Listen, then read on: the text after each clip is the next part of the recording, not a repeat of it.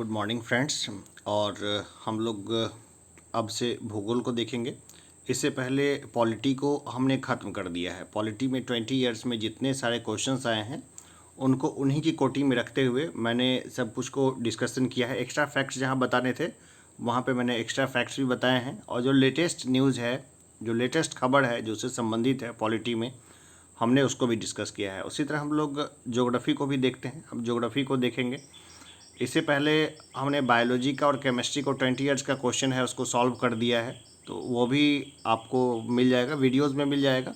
मैं सबको प्लेलिस्ट में करने की कोशिश कर रहा हूँ, लेकिन समय का अभाव है, तो मैं सबको प्लेलिस्ट में डाल दूँगा।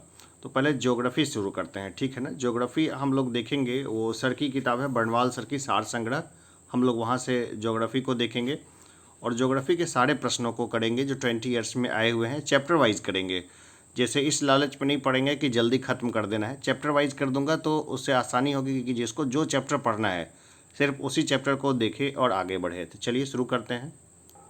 इसमें हम लोग देखते हैं कि भारत का भूगोल, ठीक है ना। भारत का जो भूगोल है उसको देखेंगे कि इसका सामान्य परिचय क्या है और क्या है, कैसे है, तो सब इसको देखेंगे। 20 ईयर्स तक जो इस तरह के क्वेश्चंस आए हैं उसको तो देखेंगे ही, प्लस कुछ एक्स्ट्रा फैक्ट्स को भी देखते चलेंगे ताकि एग्ज़ाम में कोई प्रश्न ना छूटे। तो भारत किस गोलार्ध में स्थित है? भारत जो है उत्तर पूर्वी गोलार्ध में है। आप पूरा ग्लोब से देखिएगा तो आपको मालूम पड़ जाएगा कि भारत जो है उत्तर और पूर्वी गोलार्ध में है, ठीक है। नॉर्थ हेमिस्फीयर में है और पूरा पूर्व साइड में पड़ता है एकदम से, इसलिए भारत जो है ना पूरी तरह से उत्तर पूर्वी गोलार्ध में जो है वो भारत स्थित है। आप देखेंगे क्वाड्रेंट भी खींचेंगे ना, जैसे पूरा वर्ल्ड का मैप का क्वाड्रेंट भी खींचेंगे तो देखिएगा जैसे ये पूरा वर्ल्ड का मैप, मान लीजिए मैप है, इस तरह क्वाड्रेंट खींचेंगे तो भारत पूरा इस तरह पड़ेगा, उत्तर में पड़ेगा, उत्तरी गोलार्ध में है और पूरा पूर्वी क्षेत्र में है समूचा, कहीं भी उसका कोई भी पार्ट इधर उधर नहीं पड़ता है। चलिए अब हम लोग जो है भारत के मैप को थोड़ा सा देख लेते हैं, ठीक है ना। आइए हम लोग भारत के मैप को थोड़ा सा देख लेते हैं। आपको थोड़ा सा हो सकता है कि थोड़ा सा कम दिखाई दे रहा हो, मतलब थोड़ा छोटा दिखाई दे रहा हो, लेकिन मैं बोल के बता देता हूँ। देखिए ये रही उत्तर से दक्षिण लंबाई, उत्तर से दक्षिण लंबाई रही भारत की। तो यहाँ पर जो है 37 डिग्री 6 मिनट जो है उत्तरी अक्षांश है और 8 डिग्री 4 मिनट जो है यहाँ पर ये नीचे का अक्षांश है। 8 डिग्री 4 मिनट से लेके 37 डिग्री 6 मिनट जो है उत्तरी अक्षांश में है ये। और चूँकि ये पूरा उत्तर ही क्षेत्र में पड़ता है इसलिए इसको दोनों को हम लोग उत्तरी अक्षांश ही पढ़ेंगे। 8 डिग्री 4 मिनट उत्तरी अक्षांश है, ये दक्षिण का पार्ट है लेकिन ये उत्तर में ही गिना जाएगा, हेमिस्फीयर के अकॉर्डिंग हम लोग देखेंगे। 8 डिग्री 4 मिनट उत्तरी अक्षांश से लेके 37 डिग्री 6 मिनट उत्तरी अक्षांश तक है। इसके अलावा देखेंगे 68 डिग्री 7 मिनट जो है पूर्वी अक्षांश से लेकर के 97 डिग्री 25 मिनट उत्तरी अक्षांश के बीच ये पड़ता है, पूर्वी अक्षांश। 68 डिग्री 7 मिनट पूर्वी अक्षांश से लेके 97 डिग्री 25 मिनट पूर्वी अक्षांश, ठीक है। इसके अलावा देखिए इसकी लंबाई चौड़ाई देख लेते हैं। तो ये जो है उत्तर से लेकर दक्षिण तक इसकी जो लंबाई है वो होगी 3214 किलोमीटर, ठीक है ना। 3214 किलोमीटर उत्तर से लेकर दक्षिण की लंबाई है। और उसी तरह देखेंगे पूरब से पश्चिम, है ना, ये पूरब से पश्चिम इसकी जो लंबाई है वो है 2933 किलोमीटर। अब देखिए सबसे जो उत्तर का क्षेत्र है इसको बोलते हैं इंदिरा कॉल, उच्चतम बिंदु है इंदिरा कॉल, यहाँ है इंदिरा कॉल। नीचे में जो सबसे जो है नीचे में है उसको बोलते हैं इंदिरा पॉइंट। आप इधर देखिए पूर्व साइड में जो सबसे पूर्व में जो क्षेत्र है इसको बोलते हैं किबुथु, सबसे पूर्वी क्षेत्र में है किबुथु। और सबसे पश्चिमी क्षेत्र जो गुजरात में पड़ता है उसका नाम है गौड़ माता यानी कि गुजरात। तो अब देखिए भारत की जो मुख्य भूमि है ना, ये जैसे मुख्य भूमि है यहाँ से ये होता है अरब सागर का क्षेत्र है और यहाँ बंगाल की खाड़ी।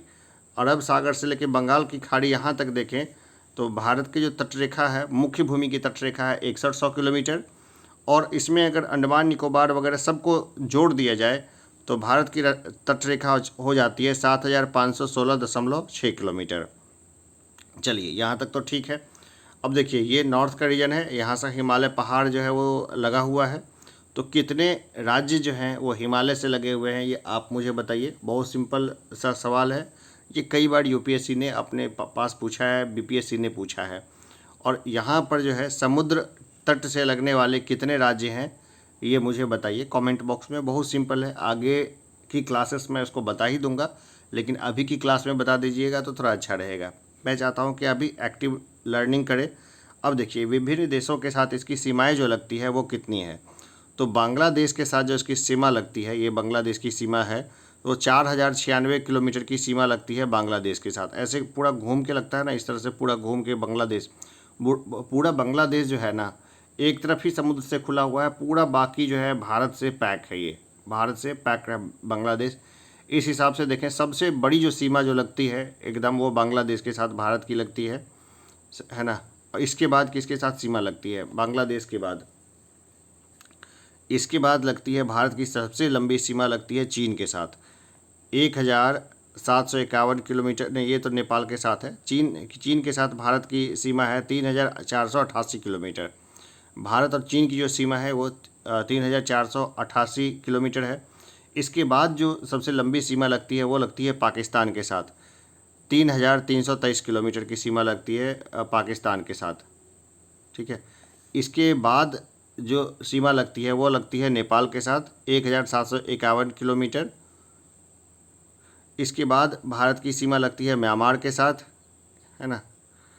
इसके बाद भूटान के साथ, और इसके बाद सबसे छोटी 106 किलोमीटर सीमा जो है पीओके में आ गया, लेकिन वो भारत का चूँकि अभिन्न अंग है पीओके भी, तो सबसे छोटी सीमा लगती है 106 किलोमीटर जो लगती है वो लगती है भारत और अफ़गानिस्तान की सीमा, जो पाकिस्तान जिसको ऑक्युपाई कर रखा है। अगर ये भी हिस्सा रहता तो भारत के साथ जो है ना वो बहुत आराम से रेड रोड का कांटेक्ट रहता अफ़गानिस्तान का। तो ये कुछ बेसिक एमबीए है, मतलब बेसिक जो है कुछ फैक्ट्स हैं।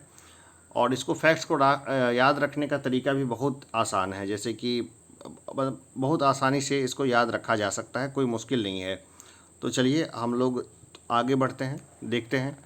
क्षेत्रफल की दृष्टि से भारत का विश्व में 7वां स्थान है। क्षेत्रफल की दृष्टि से विश्व में भारत का स्थान जो है वह 7वां है।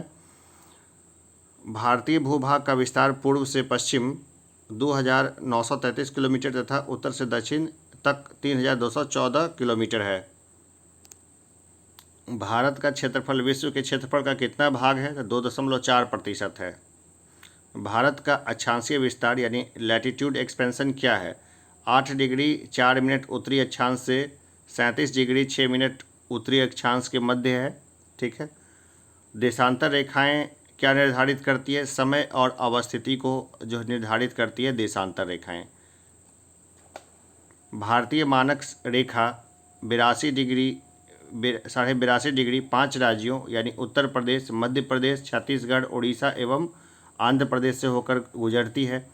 तो भारतीय मानक समय रेखा जो है ना 82.5 डिग्री, वो 5 राज्यों से गुजरती है, उत्तर प्रदेश, मध्य प्रदेश, छत्तीसगढ़, उड़ीसा एवं आंध्र प्रदेश। तो खास करके कौन कौन से क्षेत्र से गुजरती है, इसके अलावा वो कौन कौन से जगह को छू के गुजरती है ना, इसको देखना भी बहुत इंपॉर्टेंट है, क्योंकि खास करके इलाहाबाद का जो नैनी का एरिया है ना, बस उसको याद रखना जो है वो ज़रूरी है। कर्क रेखा भारत के किन राज्यों से होकर गुजरती है? तो ये गुजरती है गुजरात, राजस्थान, मध्य प्रदेश, छत्तीसगढ़, झारखंड, पश्चिम बंगाल, त्रिपुरा और मिजोरम से।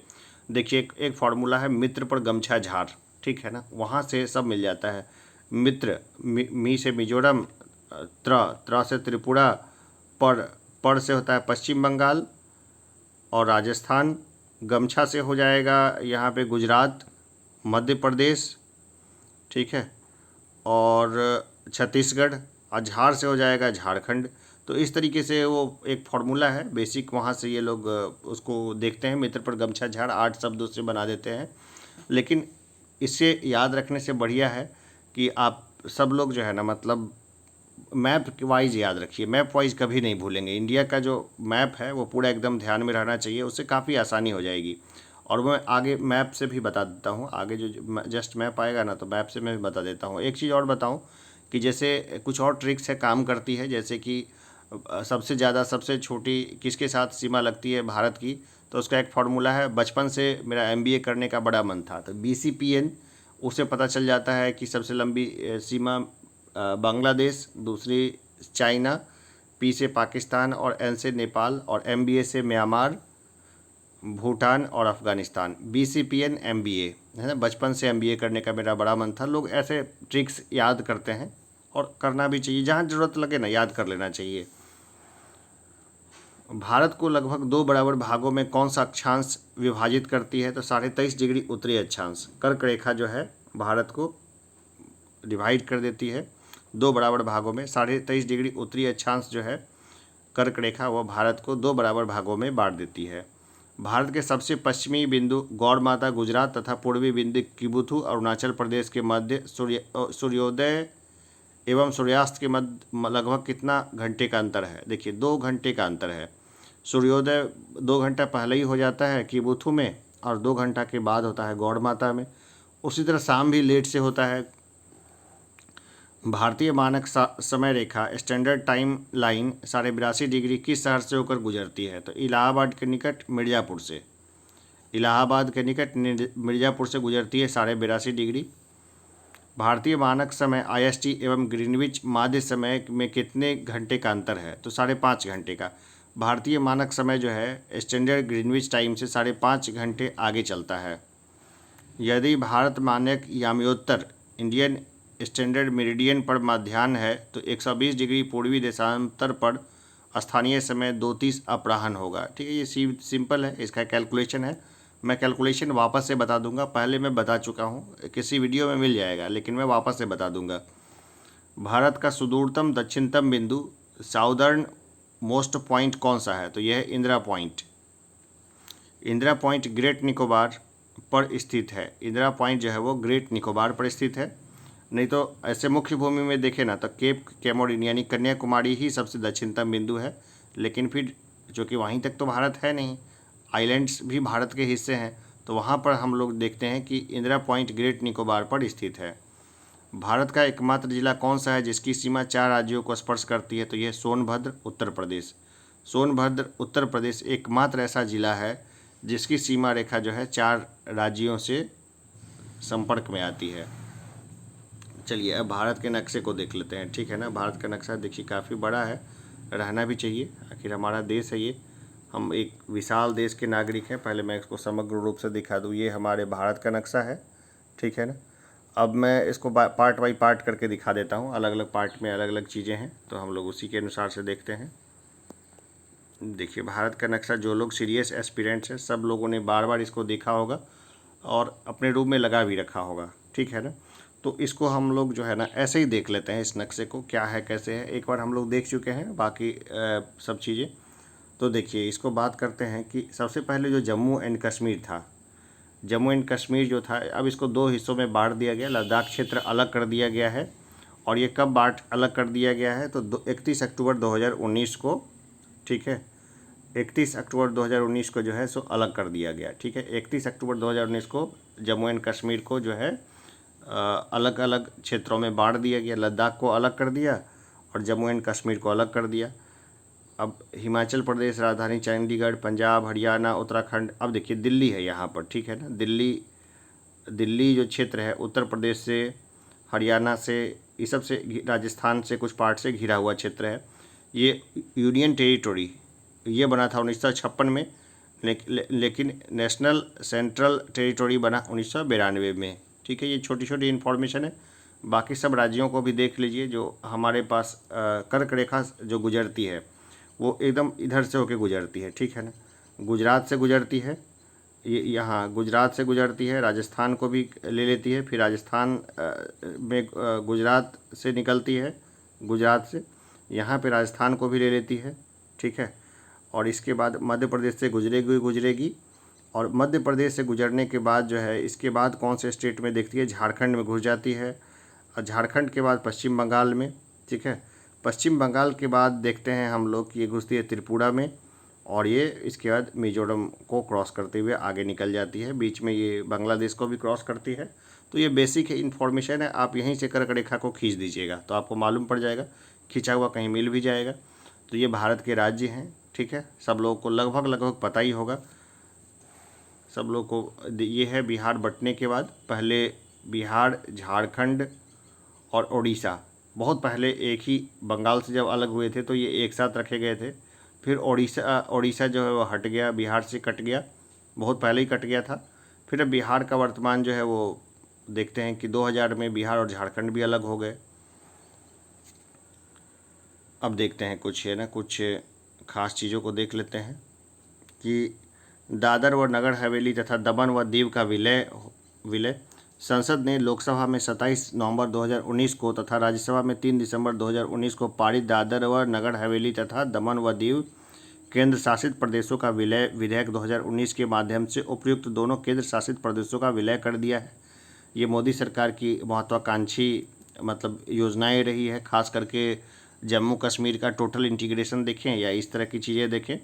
यह पुनर्गठन 26 जनवरी 2020 से प्रभावी है। अब नए केंद्र शासित प्रदेश का नाम दादर व नगर हवेली तथा दमन व दीव होगा और इसकी राजधानी दमन है। ठीक है ना, इसको याद रखने की ज़रूरत है क्योंकि अब परीक्षा में इस तरह के क्वेश्चंस आएंगे और लोगों का ध्यान नॉर्मली नहीं जाता है इन चीज़ों पर। लोग पढ़ते तो हैं लेकिन ध्यान नहीं दे पाते हैं। अब देश के चतुर्दिक अंतिम सीमा बिंदु को देखें तो अभी बार बार हम लोग इसको देख रहे हैं, अब तो बस याद हो जाना चाहिए। उत्तरतम बिंदु कौन है तो इंदिरा कॉल है। ठीक है ना, अभी देखा था हमने उसमें मैप में। उत्तरतम बिंदु है इंदिरा कॉल जो लद्दाख में पड़ता है। दक्षिणतम बिंदु है इंदिरा पॉइंट जो ग्रेट निकोबार द्वीप में पड़ता है। पश्चिमी बिंदु है गौर माता या गुहार माता, ये गुजरात में है। पूर्वी बिंदु है किबुथु अरुणाचल प्रदेश में। मुख्य भूमि का दक्षिणतम बिंदु है कन्याकुमारी 8 डिग्री 4 मिनट, यहीं से है उत्तरी अक्षांश, ये तमिलनाडु में पड़ता है। अब देखते हैं हिमालय की प्रमुख पर्वत श्रेणियों का उत्तर से दक्षिण क्रम है। सबसे पहले काराकोरम है, लद्दाख है, फिर जास्कर है, पीर पंजाल है और शिवालिक है। ठीक है, उत्तर से दक्षिण की तरफ चलें, यानी देखिए शिवालिक जो है ना वो हमारे पश्चिमी चंपारण तक जो है वो आ जाता है। सबसे पहले उत्तर की तरफ है काराकोरम, फिर है इसके बाद लद्दाख है, फिर जास्कर है, फिर पीर पंजाल है और शिवालिक है। उत्तर से दक्षिण की तरफ है ना। तो इसमें देखिए, इसमें कई लोग इसमें फॉर्मूला बना लेते हैं है ना कि काला जाप शिव इस तरह करके, लेकिन ऐसा नहीं, ऐसे याद रह जाएगा। काराकोरम है पहले, फिर लद्दाख है, फिर जास्कर है, पीर पंजाल और शिवालिक है। चलिए आगे देखते हैं। देखिए, भारतीय मानक समय रेखा एवं कर्क रेखा एक दूसरे को छत्तीसगढ़ में काटती है। भारतीय मानक से रेखा एवं कर्क रेखा एक दूसरे को छत्तीसगढ़ में काटती है। भारत की मुख्य भूमि की तटीय लंबाई लगभग 6100 किलोमीटर है। म्यांमार की सर्वाधिक सीमा अरुणाचल प्रदेश को स्पर्श करती है। ये मैप से ही आपको पता चल जाएगा कि म्यांमार की सर्वाधिक सीमा जो है अरुणाचल प्रदेश को स्पर्श करती है।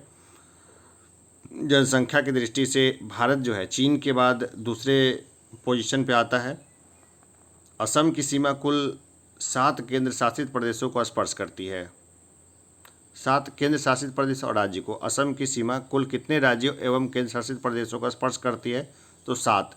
अब तो नॉर्थ ईस्ट में कोई केंद्र शासित प्रदेश रहा नहीं, सब के सब राज्य बन गए हैं। तो हम देखते हैं कि असम की सीमा जो है कुल 7 राज्यों को जो है वो स्पर्श करती है। देखिए यहाँ पर एक बार पूछा था कि रॉस द्वीप, नील द्वीप और हैवलॉक द्वीप का परिवर्तित नाम क्या है। वो शुरुआत में ये हुआ था तभी पूछा था। तो रॉस नेताजी सुभाष चंद्र बोस है ना, तो इसको ऐसे याद कर लिए, सुभाष चंद्र बोस का नाम के रॉस बोस। ठीक है। नील शहीद, हैवलॉक स्वराज है ना, हैव स्वराज। तो इस तरह करके छोटा सा वो बना के इसको याद कर लीजिए, ये कई बार एग्जाम में जो है देखने को मिल जाता है। भारत किस जल संधि द्वारा श्रीलंका से पृथक होता है तो ये पाक जलरमुड़ू बंदी से अलग होता है। भारत का कौन सा राज्य 3 ओर से बांग्लादेश की सीमा से घिरा है तो ये है त्रिपुरा। तो ये सब जो है ना लगातार आए हुए प्रश्न हैं जो 20 ईयर्स में, जो इस चैप्टर से इससे ज़्यादा क्वेश्चन नहीं आए हैं। भारत के महत्वपूर्ण चैनल को हम लोग देखें तो 9 डिग्री चैनल लक्षद्वीप और मिनिकॉय के बीच है। 9 डिग्री चैनल है लक्षद्वीप और मिनिकॉय के बीच में। 8 डिग्री चैनल है मालदीव और मिनिकॉय के मध्य में। ग्रेट या महान चैनल है सुमात्रा, इंडोनेशिया और निकोबार के मध्य।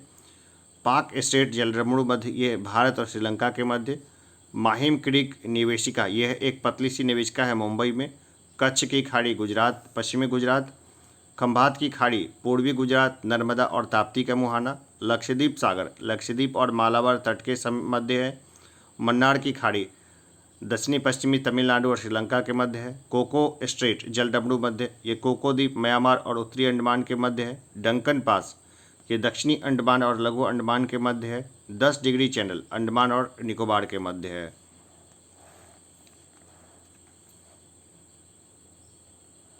अब देख लेते हैं इसको, है ना, कि विभिन्न देशों के साथ भारत की अंतर्राष्ट्रीय सीमा की लंबाई एवं समयबद्ध राज्य एवं केंद्र शासित प्रदेश, इसको देख लेते हैं।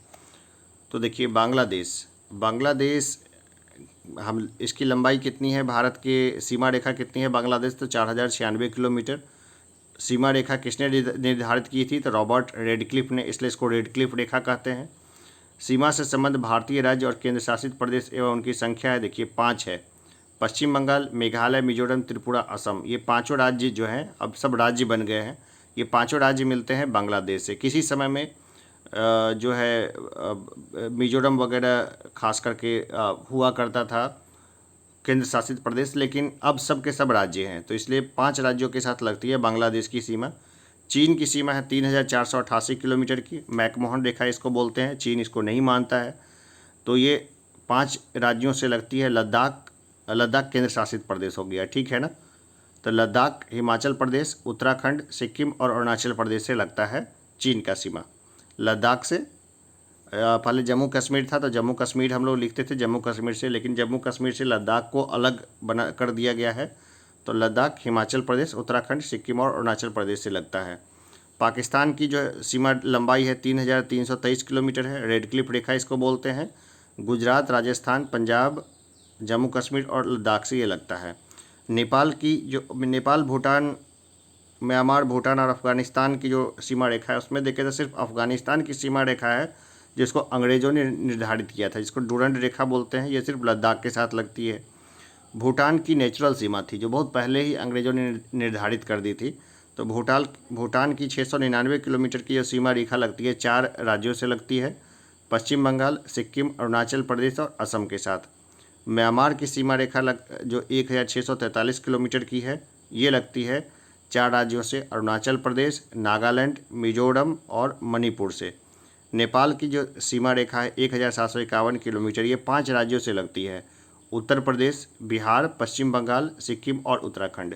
जब भी इसको पढ़िए एक मैप को रखिए, इंडिया का मैप सामने में रखिए, और वहाँ इंडिया का मैप, बिहार का मैप और वर्ल्ड का मैप जो है ना, आपके बहुत सारे प्रश्नों को हल कर देगा। जब भी कोई समस्या हो उसको देखते रहिए, बस आराम से हो जाएगा। अब देखिए मैकमोहन रेखा और रेडक्लिफ रेखा को हम लोग देखते हैं। तो अंग्रेज़ों के शासन के दौरान भारत व चीन के मध्य उत्तर पूर्व में यह सीमा रेखा 27 अप्रैल 1914 को निर्धारित की गई थी, जिसे मैकमोहन रेखा कहा गया। इसका नामकरण सर हेनरी मैकमोहन के नाम पर किया गया है। वर्ष 1914 में हुए शिमला समझौते में इसे दोनों देशों ने सीमा रेखा के रूप में स्वीकार किया था, ठीक है ना। ये देखिए वो उस समय की बात है, चीन ने इसको स्वीकार किया था इस सीमा रेखा को। लेकिन जैसे ही चीन के पास पावर बढ़ा वैसे ही उसने मतलब अतिक्रमण करना शुरू कर दिया है, बहुत अतिक्रमण किया है उसने सीमा को। समझिए जो पूरा का पूरा जो भूगोल है ना, उस चाइना ने उसको अपने फेवर में बदल के रख दिया है। ये बहुत गंभीर बात है। अब बात करते हैं रेडक्लिफ रेखा की। तो विभाजन के पश्चात 17 अगस्त 1947 को भारत व पाकिस्तान के मध्य निर्धारित की गई सीमा रेडक्लिफ रेखा के नाम से जानी जाती है। इस रेखा का निर्धारण बॉर्डर कमीशन द्वारा किया गया था। इस कमीशन के अध्यक्ष सर सिरिल रेडक्लिफ थे। इन्हीं के नाम पर इस सीमा का नाम रेडक्लिफ रेखा रखा गया था। अब देखिए काराकोरम श्रेणी को उच्च एशिया की रीढ़ यानी बैकबोन ऑफ हाई एशिया के नाम से जाना जाता है। चलिए आगे बढ़ते हैं। अब देखते हैं भारत को एक दृष्टि में, है ना, भारत को एक दृष्टि में देखते हैं। देश का नाम है भारत, अन्य नाम है इसका आर्यावर्त, जम्बूद्वीप, भारतवर्ष, हिंदुस्तान, इंडिया। राजधानी है इसकी नई दिल्ली। भौगोलिक स्थिति को देखते तो उत्तरी गोलार्ध में अवस्थित है। अक्षांशीय विस्तार को देखें तो 8 डिग्री 4 मिनट उत्तरी अक्षांश से 37 डिग्री 6 मिनट उत्तरी अक्षांश के बीच में है। देशांतरीय विस्तार को देखें तो 68 डिग्री 7 मिनट पूर्वी देशांतर से 97 डिग्री 25 मिनट पूर्वी देशांतर के पास है।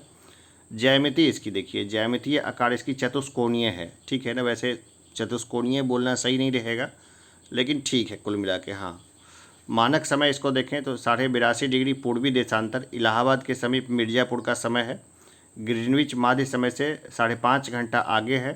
82.5 डिग्री पूर्वी देशांतर भारत के 5 राज्यों यानी उत्तर प्रदेश, मध्य प्रदेश, छत्तीसगढ़, ओडिशा एवं आंध्र प्रदेश से होकर गुजरती है।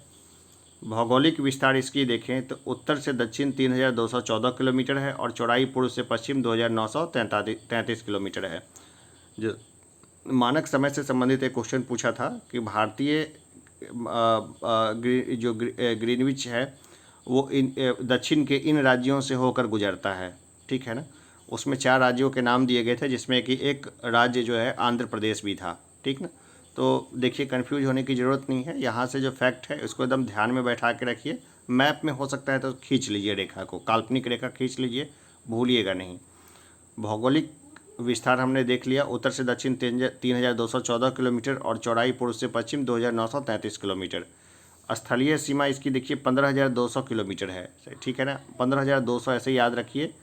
15,106.7 किलोमीटर इसमें लिखा हुआ है, ठीक है। तो 15,106.7 किलोमीटर इसकी स्थलीय सीमा है। जलीय सीमा है इसकी 7,516.6 किलोमीटर, जिसमें कि सारे द्वीप शामिल है। अगर द्वीप हटा दिया जाए और अरब सागर से बंगाल की खाड़ी तक का पूछे तो मात्र 6100 किलोमीटर है।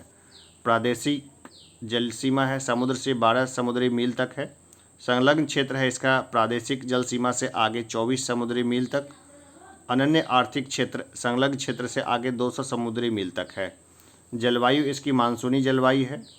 क्षेत्रफल है इसकी इकाई दहाई सैकड़ा हज़ार 10,000 लाख 10 लाख 32,87,263 वर्ग किलोमीटर इसका क्षेत्रफल है। 32,87,263 वर्ग किलोमीटर इसका क्षेत्रफल है। विश्व के कुल क्षेत्रफल का प्रतिशत कितना है तो 2.4% है। क्षेत्रफल की दृष्टि से विश्व में स्थान है 7वां। कुल जनसंख्या जो है इसकी है 121 अरब है। विश्व की कुल जनसंख्या का 17.5% है।